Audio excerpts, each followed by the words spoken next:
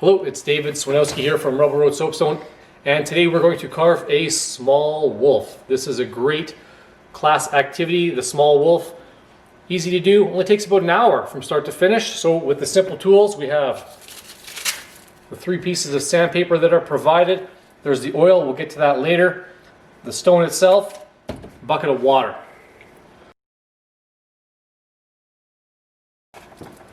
So as always, we're going to start with the coarsest piece first. This is going to do our shaping. Everything's going to be going into the water here today. We'll put those others aside for now. First thing we need to decide is which side of this rock we're going to work on. We dip that in there. We're going to work on this side today. We're going to match it up with the finished piece that I already have over there. So we're going to fold that sandpaper up, giving us a nice coarse edge here to do our shaping. With constant pressure, constant contact, trying to stay on the same line as much as you can. Like a train on the track, we're going to chew our way into that stone. Rinse them both off, trap all that dust inside the bucket here. Get a nice, good groove into that stone. Okay, decent depth. There's one good line. Now we can work on that nose as well. But with the nose, I'm not going to use the edge. I'm going to lay this sandpaper on the side because most animals, their nose is not as wide as the rest of their face. So we are going to narrow the snout on this wolf. Rinse it off, take a look at it, right? And go right back at it. A little bit of repetition here. So we're using the mesh paper here today because we have smaller pieces of stone that we're working with. We're just doing basic details on this stone. It doesn't need to be super fancy because it is a thinner piece of stone. We could not split these front limbs to have 2 separate legs because they become so thin, they'd be liable to break. So we're going to concentrate our efforts onto one side of this carving today. If you like, you can always put your name or some identifying mark on the other side so that you know that carving is yours, or even on the bottom if you like, okay? So, narrowing the snout, that helps make the cheeks stand out. I find a neckline is a great way to separate the head from the rest of the body. Now I'm gonna try and we have the front toes here, I'm gonna try and create that front limb right there. So I'm gonna take my edge, place it along here. I'm not gonna go from the top, but I'm gonna start roughly in the middle here and just go back and forth. Okay, just trying to create that front leg. Now we don't want to go all the way up to the top because we want it to create that front shoulder, but also not have the leg going all the way through, because it's going to be like 3 separate pieces, on the carving, instead of just making that front shoulder. On the wolf, constant pressure, constant contact, scrub, scrub, scrub, scrub, scrub. Take a break, rinse it off, and go right back to it.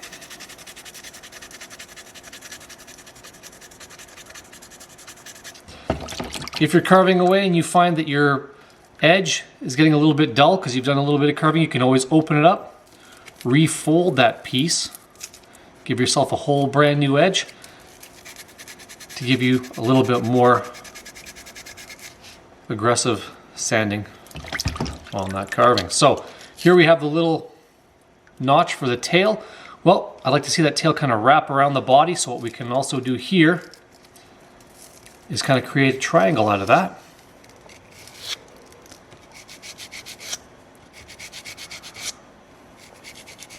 I kind of match this line right up to the back of the front foot.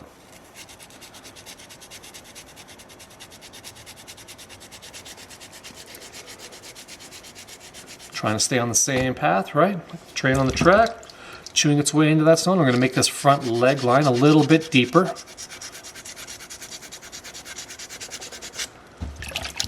Alright, so we have the narrowed nose, the neckline, the front limb, and the tail.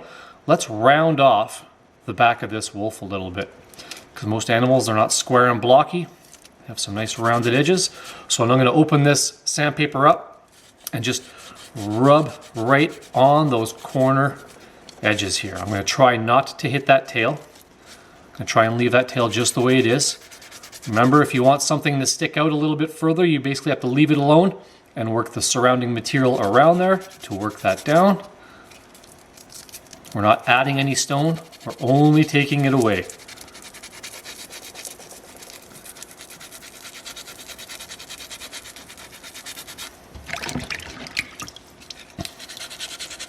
Find your sandpaper isn't working very well, rinse it off, trap all that dust in the bucket. Water isn't traditional, but it's definitely functional when you're carving indoors, especially in bigger groups. Simple dish tub from the dollar store works wonders.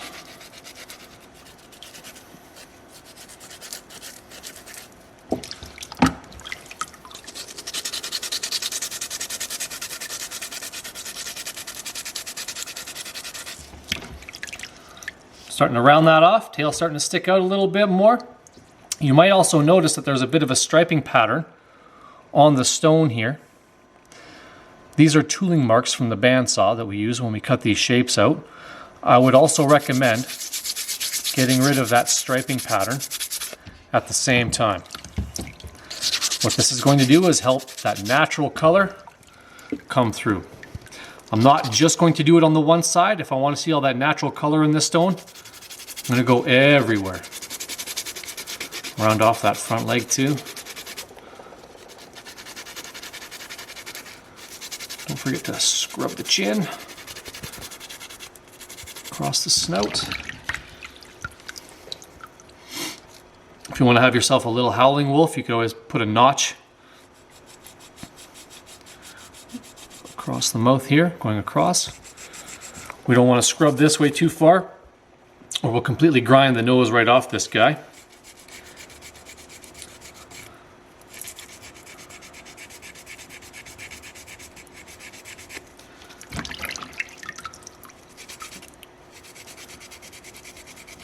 I'm like an otter when I'm carving, always rinsing stuff off.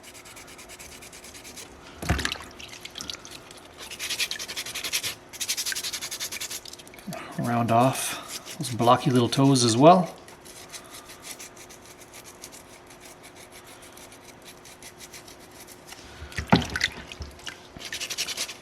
And you'll notice I'm using my thumb to push my sandpaper around. You can get a lot of strength underneath your thumb. A lot of pressure there to help get rid of those that striping pattern from the bandsaw. Sandpaper number 1 here, the 60 mesh, it's still going to leave little scratches on your stone. That's okay. Stone carving is a process. We're going to get rid of these scratches once we go over to sandpaper number 2, which is a 320 grit.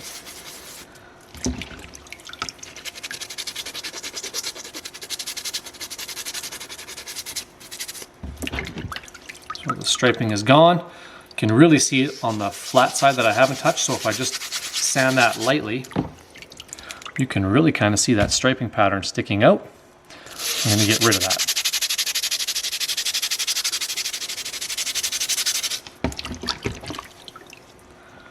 That's okay, right there.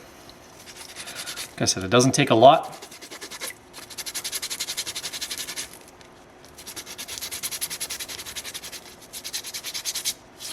Round this tail off a little bit here as well. Just pulling along those corners. I don't want to get rid of too much. I don't want to flatten it down so it's against the rest of the body. I want to try and leave that tail raised up a little bit. But I just want to try and get rid of some of those blocky edges on there. Trying to round it off.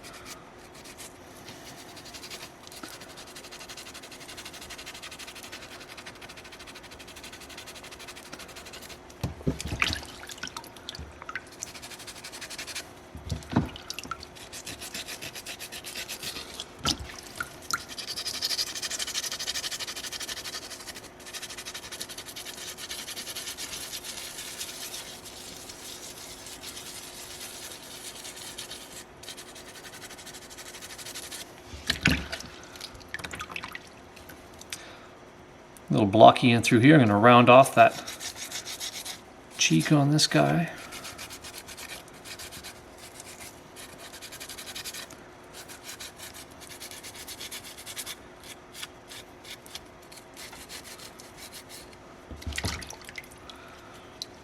And then maybe even want to notch those ears to create 2 ears.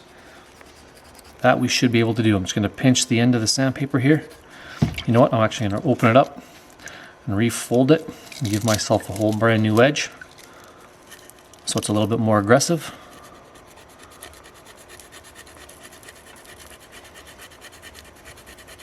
Trying to keep that as pinched as I can to try and keep that groove I'm making as narrow as possible. Rinse that off. Go right back to it.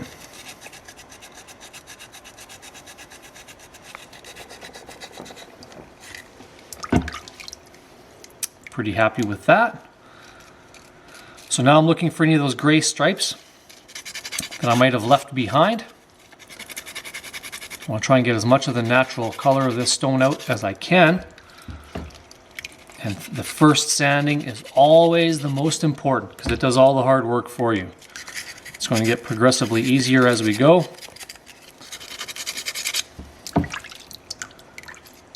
Pretty happy with that. Maybe I'll bring that bottom jaw a little further back here. Not bad. So now we're going to switch over to sandpaper number 2 and start getting rid of some of these little scratches that we've left behind from sandpaper number 1. So I'm going to rinse this out, get rid of that water. Okay, so we have sandpaper number 1 we're finished with. We're going to move over to sandpaper number 2 and start to remove the scratches that we just left behind with sandpaper number 1. Doesn't matter what stone you're carving, it's always a process to finishing. So pick that one side, give it 15, 20 good scrubs, rinse it off, take a look at it. You should notice it's really starting to smooth out. That natural color is coming through. Try and get rid of those little gray stripes from the scratches from sandpaper number 1 as best you can from sandpaper with sandpaper number 2. So with sandpaper number 1, we had folded that up to help make those grooves. You can also fold up sandpaper number 2 if you want to make it easier to hang on to, and also tuck it into those grooves so that you can just do the best job sanding everywhere. Rinsing, rinsing, rinsing. Now, when I go to sandpaper number 2 and 3, I do not scrub my soapstone on the bottom of my bucket. And the reason is sandpaper number 1. As you're using this, bits of grit are going to fall off, falling to the bottom of your bucket. These pieces of grit are actually harder than your soapstone, and if you're scrubbing your soft soapstone against those gritty little pieces on the bottom, you're going to be putting little scratches back into your carving. So for sandpaper 2 and 3, I'll lightly dip my stone. I might even use my sandpaper almost like a cloth to rinse it off, just so I can see how well my sanding is going. Constant pressure, push, push, push, push, push.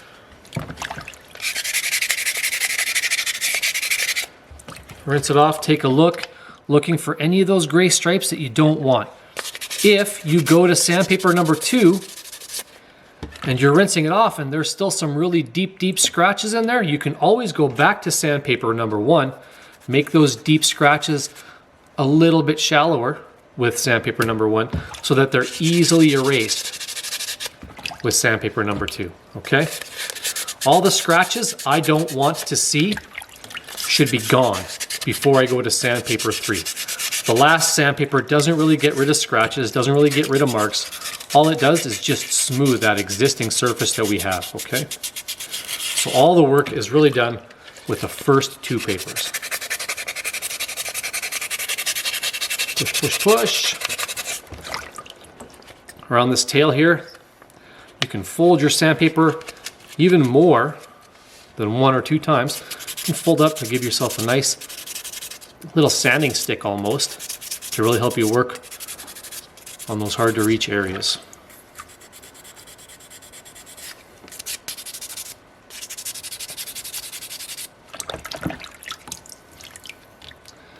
Couple scratches still right there. Push, push, push. And you can always try the thumb technique on those those stubborn scratches as well. Push, push, push. Get rid of them.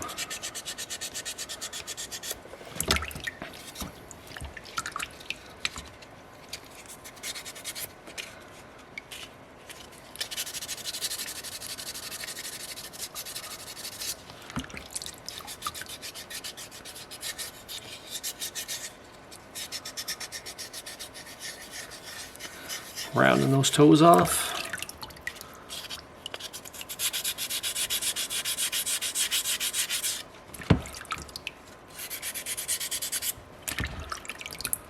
good look. I'm pretty picky when it comes to getting rid of all my scratches, so I like to give it lots of rinses, look everywhere.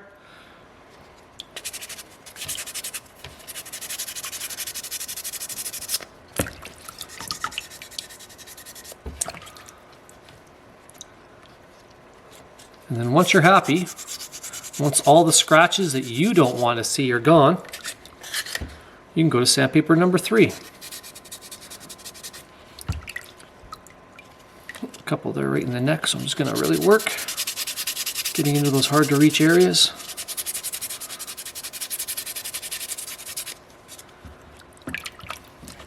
Again, not scrubbing my soapstone on the bottom of my bucket, just letting it float as I rinse it off.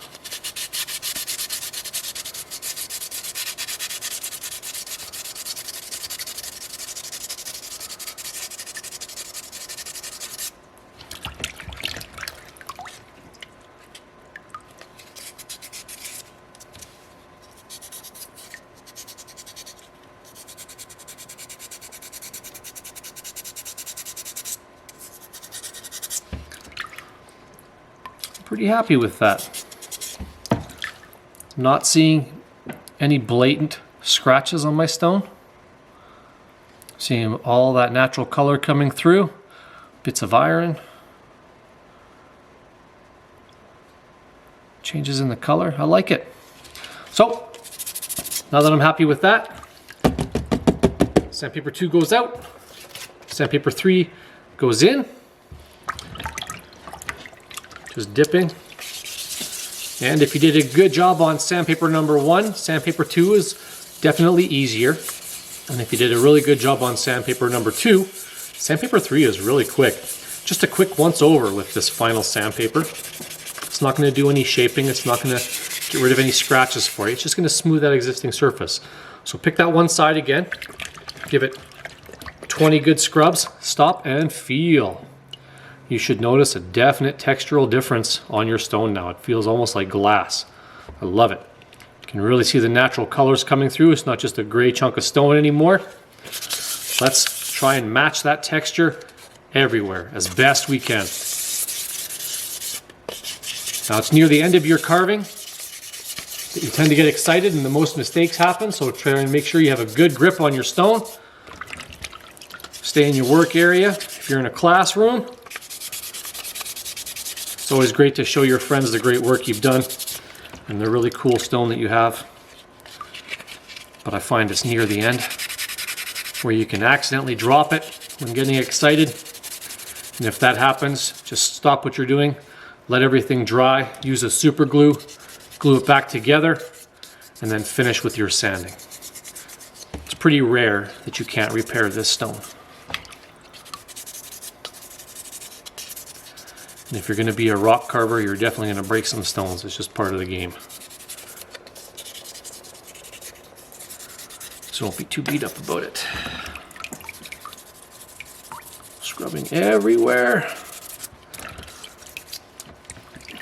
Feels pretty amazing.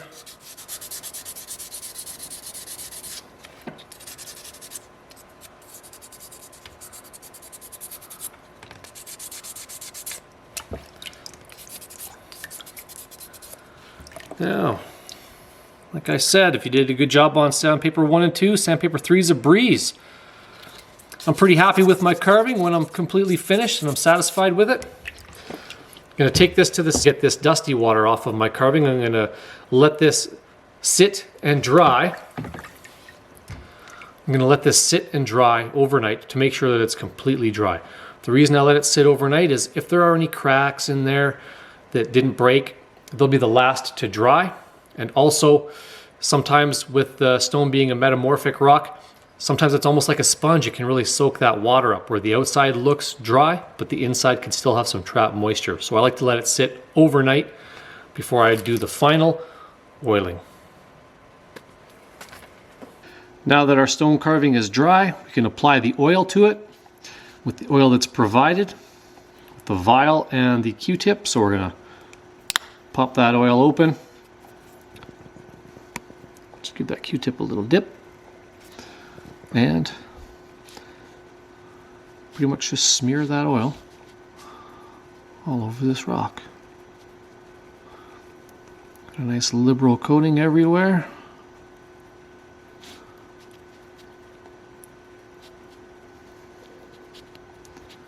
Make sure to tuck it into those hard to reach areas as well.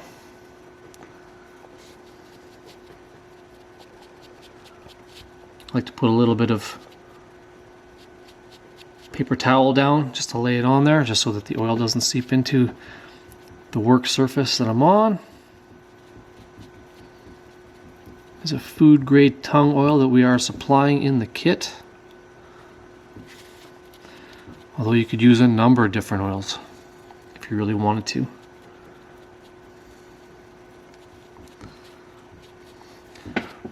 Working all those corners, I'm going to flip this over and just get the other side.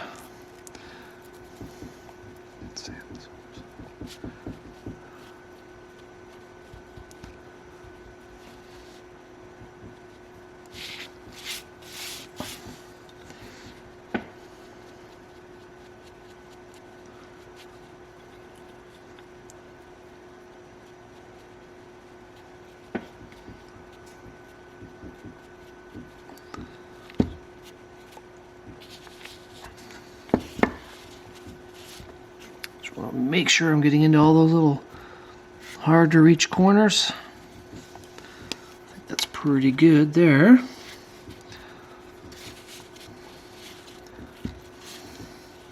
Now you can let this oil sit overnight in a nice warm area,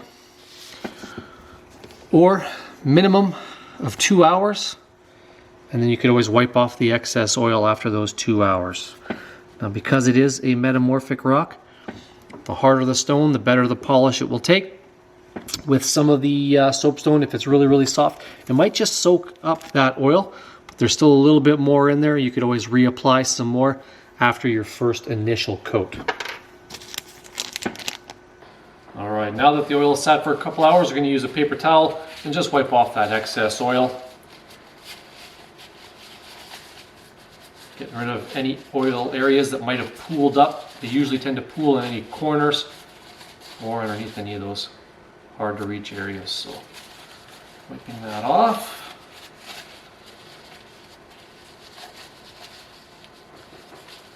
And if you're in a school and this is for a special Mother's Day or Father's Day gift, I would still let them dry overnight a little bit longer. When letting them dry, I recommend laying them down to dry, just so that the kids can still look at them. But if they're standing up, sometimes the kids tend to touch and it could knock them over, leading to some damage on those pieces as well. So when I like to let them dry, I lay them down first. So that is the small wolf. Thank you very much for joining me here at Rubble Road Soapstone. I hope you enjoy your carving. Thank you very much.